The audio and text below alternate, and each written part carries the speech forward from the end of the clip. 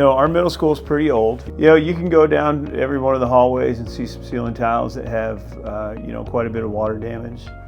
Floor tiles that are broken that cannot be replaced because they're so outdated.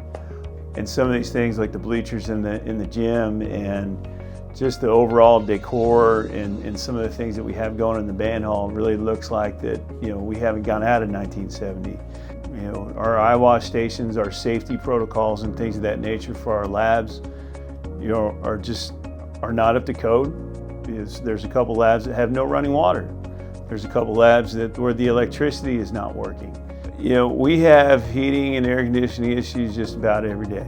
And it seems like when it gets to about 40 degrees outside, we have some rooms that are 90 degrees, and we have some rooms that are 30, and that's not an environment for students to be in. It can't be 95 degrees outside and 85 degrees in the room and thinking that we're going to be productive. Early voting is April 22nd through the 30th. Election day is Saturday, May 4th. Please get out and vote.